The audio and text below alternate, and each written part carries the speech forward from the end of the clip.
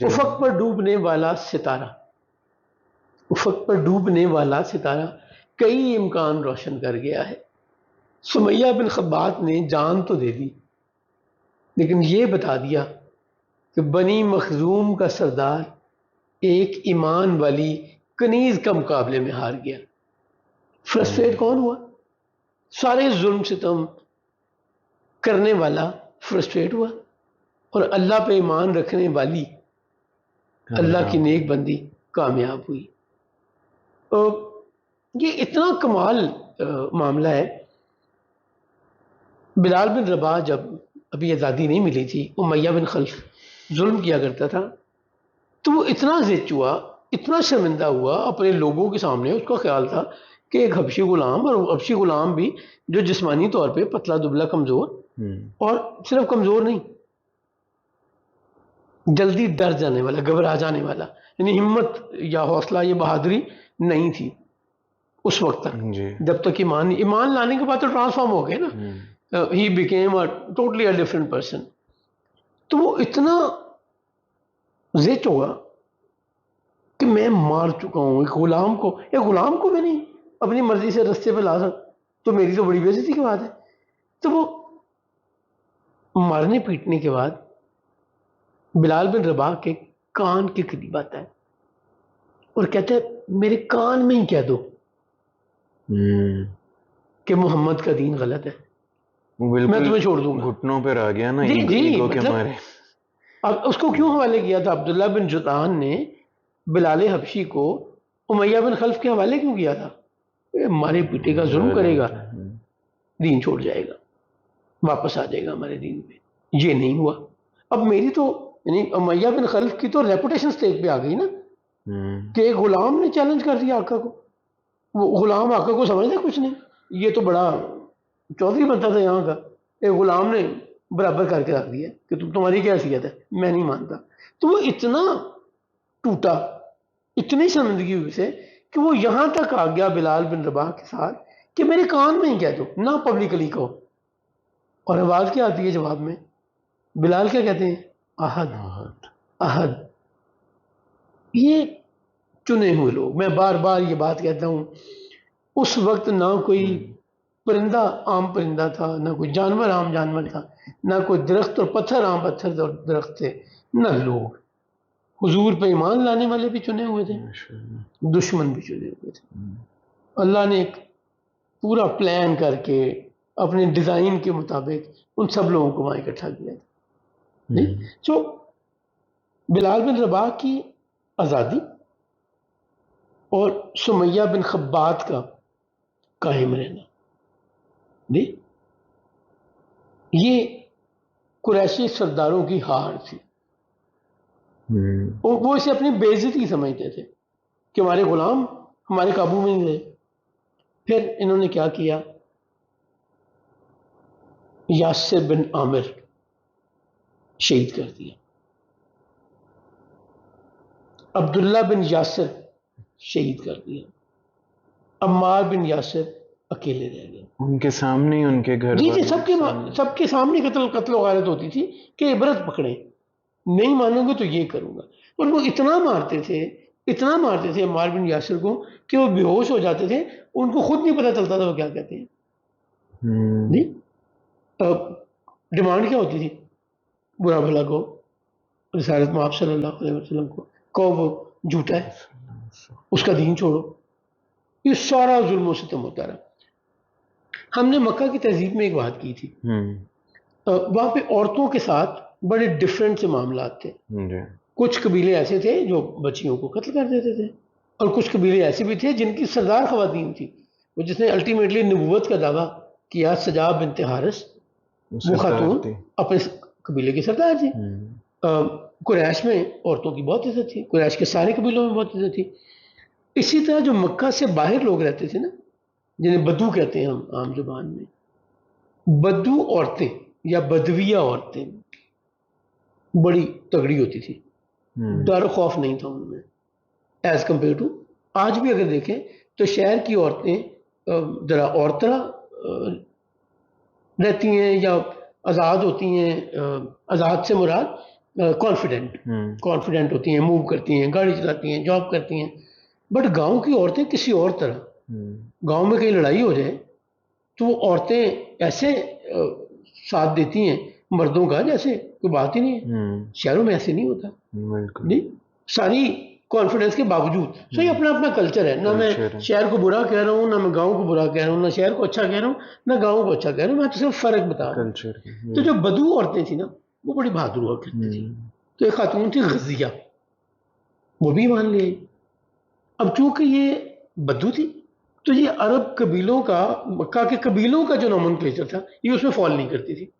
وہ جو tribal sanction یا ٹرائبل لمیٹیشن تھی یہ اس سے باہر تھی. انہوں نے تو تبلیغ کھلے عام شروع کر دی. اچھا, اب مکہ کے لوگوں کو کیسے منظور ہو کہ کوئی ہمارے یہاں آ کے اس طرح تبلیغ کرے. اب وہ قبیلے کی ہے نہیں کہ قبیلے کے سردار کو کہیں اور ان سے اپنی مرضی کا ایٹیٹیوڈ ڈیولپ کروا لیں. یہ بدو ہے. الٹیمیٹلی انہوں نے کیا کیا, ان کو اغوا کر لیا, بھوکا پیاسا رکھا اور پھر ان کو شہد کھانے کو دیا, ہنی. جب بھوک مٹا لی تو دھوپ میں کھڑا کر دیا. بہت پیاس لگی. شہد کھانے سے, دھوپ میں کھڑے ہونے سے پیاس زیادہ لگتی ہے. اور پھر کیا کیا, غزیہ کے اونٹ پہ بٹھایا, باندھا, اور بغیر کسی زین یا بغیر کسی کجاوا, جو لکڑی کا اسٹرکچر رکھا ہوتا ہے نا اونٹ پہ بیٹھنے کے لیے, اس کے بغیر, یعنی بیئر سکن, بیئر باڈی آف کیمل, اس کے اوپر بٹھایا. اب جو ہڈیاں موو کریں گی, ایک تو ہڈیاں سخت ہوں گی, جو موو کریں گی وہ بھی تکلیف دیں گی. ٹریول کرنا آسان نہیں ہے اونٹ پہ بغیر اس کے جاوا یا اسٹرکچر کے جو اوپر رکھا ہوتا ہے. اور مکہ سے باہر جانے والے کارواں کو, جس کا مکہ سے تعلق نہیں تھا, کہا کہ اسے لے جاؤ, اسے کچھ کھانے پینے کو نہ دینا, اور جب یہ مر جائے تو صحرا میں اس کی باڈی پھینک دینا اور اونٹ پہ تم لے جانا. اکنامکس بڑی امپورٹنٹ تھی. وہ جو غلام بنا لیا کرتے تھے کسی کو اکیلے دیکھ کے, وہ کیوں بناتے تھے؟ فمنی. غلام بنایا, آگے جا کے بیچ دیا, پیسے کما لیے, تو وہ قبیلے والے مان گئے. اب وہ کارواں جا رہے, وہ رکتے ہیں, ان کے سامنے کھاتے پیتے ہیں, پانی بھی پیتے ہیں, کھانا بھی کھاتے ہیں. وہ مانگتی ہے تو انہیں کھانا بھی نہیں دیتے, اور اونٹ پہ باندھا بھی ہوا ہے. Now she can not move, نہ وہ واش روم جا سکتی ہیں, نہ وہ کچھ کھا سکتی ہے, نہ پی سکتی ہے, کوئی, یعنی صرف سزا ملی ہوئی ہے. 3 دن اسی طرح گزرے, صحرا میں ٹریول ہو رہے, اور حالت یہ ہو گئی کہ شی واز آلموسٹ ڈیڈ, بے ہوش ہو گئی. یہ شام کی بات ہے. اب سب کو یقین تھا کہ صبح ہم اٹھیں گے تو یہ جان سے جائے گی, اسے یہیں پھینکیں گے. اچھا, پھینکنے کا تصور کیا تھا؟ جی, ایک تصور یہ تھا مر گئی ہے تو گڑھا کھودیں, جسے قبر آج ہم کہتے ہیں, یا ایک طریقے سے بناتے ہیں. اگر آپ نے کسی کو صرف پرزرو کرنا ہے یا اس کی باڈی کی ڈکے سے بچانا ہے, اس بو سے بچانا ہے, تو آپ مٹی کھودیں, ڈالیں, اوپر مٹی ڈال دیں تو سیف ہو جائے گا. صحرا میں پھینکنے کا مطلب یہ ہوتا تھا کہ جو لوگ یہاں سے گزریں گے, ایک تو جنگلی درندے کھائیں گے اس باڈی کو, تو اس کا حشر کیا کریں گے, عبرت کا نشان بنے گا. اور جو گزریں گے وہ اس کو دیکھ کے عبرت پکڑیں گے. اس سے مقصد تذلیل بھی ہوتا تھا اور اس باڈی کے ساتھ برا سلوک بھی. غزیہ کہتی ہیں کہ میں بے ہوش تھی, خواب میں مجھے کسی نے آ کے میرے ہونٹوں کو پانی سے ویٹ کیا. میں نے آنکھیں کھولی تو مجھے پانی, اور میں نے پانی جی بھر کے پانی دیا. ماشاءاللہ. صبح قافلے والے اس امید پہ آتے ہیں کہ اب تو ہمارے کب کی ہوگی, اونٹ لیتے ہیں, اسے یہاں پھینکتے ہیں اور آگے چلتے ہیں. دیکھا تو وہ she was as fresh as one could think of. انہوں نے کچھ دیکھا تھا, کنہوں نے؟ غزیہ نے خواب میں. ہاں, مطلب کسی شخص کو بھی دیکھا تھا. یہ تاریخ میں لکھا ہوا نہیں ملتا, اوکے, تو میں اپنے بات سے بنا کے کہہ نہیں سکتا. تو غزیہ کو ایڈ ملی خواب میں, نتھنگ فزیکل ایز آف میں آپ سمجھیں کہ کوئی آیا اور کسی نے ہیلپ کیا, نہیں, خواب میں ہی پانی, خواب میں ہی سارا کچھ, اور وہ شی واز فریش, پیاس بھی نہیں تھی. وہ لوگ بڑے حیران ہوئے, وہ کہا دس از سم تھنگ ایکسٹراڈنری. صحرا میں پانی, بندھی ہوئی ہے ابھی بھی اونٹوں کے ساتھ، اونٹ کے ساتھ. مسک جو پانی کی ہے وہ پرے پڑی ہے، وہ بھی جس طرح ہم رات چھوڑ کے گئے تھے اسی طرح انٹیکٹ ہے. سو کوئی یہاں آیا بھی نہیں، یہ اتر کے موو بھی نہیں کی. How could she have all this energy and پانی جو یہ کہہ رہی ہیں.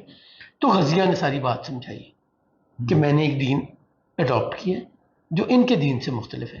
تو یہ میرے ساتھ وہاں پہ بھی ظلم کرتے رہے ہیں، مجھے مارا پیٹا بھی انہوں نے، مجھے پیاسا بھی رکھا ہے انہوں نے، شہد کھلا کے دھوپ میں کھڑا رکھا ہے، پھر تمہارے حوالے کیا. تو ان کی انسانیت جاگی قافلے والوں کی کہ ہم ان کی آپس کی دشمنی کا پارٹ بھی مان رہے ہیں. یا وہ جس لالچ میں لائے تھے کہ چلو اونٹ مل جائے گا، ممکن ہے کوئی پیسے بھی دیے ہوں مکہ کے لوگوں نے، تو انہوں نے غزیہ کو چھوڑ دیا. غزیہ واپس گئیں اور دوبارہ وہاں رہنا شروع ہوئی. سو یہ بھی بات ہم کر رہے ہیں غلاموں کی.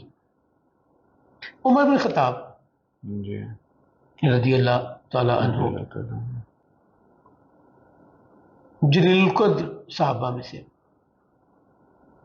one of the finest personality of that time, one of the wisest ones. جی ابھی ایمان نہیں لائے. لبینہ نام کی غلام ہے، ایمان لیا. یہ عمر بن خطاب کو پتہ چلا، کوڑا پکڑا اور اسے مارنا شروع کیا. اتنا مارا ہے کہ خود تھک گئے ہیں. اسے کہتے ہیں میں تھک گیا ہوں، تھوڑا ریسٹ کر لوں پھر تمہیں دوبارہ ماروں گا. وہ کیا کہتی ہیں عمر بن خطاب کو، عمر ایسا نہ کرو ورنہ قیامت کے دن تمہارا رب تمہیں یوں ہی سزا دے گا جیسے تم مجھے دے رہے ہو. عمر نہیں مانتے. عمر کا بڑا ٹہل تھا، ایمان لانے سے پہلے بھی، ایمان لانے کے بعد بھی. جی اب ابو بکر ابن ابو قحافہ وہاں سے گزرتے ہیں اور دیکھ رہے ہیں عمر بن خطاب اپنی کنیز کو مار رہے ہیں. کہتے ہیں مجھے بیچ دو کنیز. عمر بن خطاب بیچ دیتے ہیں، خریدتے ہیں، آزاد کر دیتے ہیں. وہ جو ہم بات کریں نا کہ 9 لوگوں کو ابو بکر ابن ابو قحافہ نے. ان کا نام آپ دوبارہ بتائیں گے کنیز کا؟ لبینہ، اوکے، لام بے یہ نون ہے. صحیح. ایک اور بات مجھے یاد آ گئی، جب بلال حبشی کو آزاد کروایا تو جناب ابو بکر والد کیا کہتے ہیں ابو قحافہ، جی جی جی، کہتے ہیں بیٹا اگر غلام آزاد ہی، غلام خریدنا ہی تھا تو کوئی ہیلدی غلام خریدتے، اتنا کمزور تھا غلام خرید کے کیا ملے گا. اور وہ میں نے بتایا تھا نا کہ لوگوں نے، قریش کے لوگوں نے کہا کہ ضرور بلال نے ابو بکر پر کوئی احسان کیا ہوگا جس کا بدلہ آزادی دے کر چکا رہا ہے. تو قرآن کریم میں اللہ نے کہا اس پر کسی کا احسان نہیں ہے، وہ تو اپنے رب کو راضی کرنے کے لیے یہ کام کر رہا ہے. یہ وہ بڑے لوگ ہیں، اور آج ہم ان کے ایمان کی باتیں کرتے ہیں، کون ایمان پہ تھا کون نہیں تھا.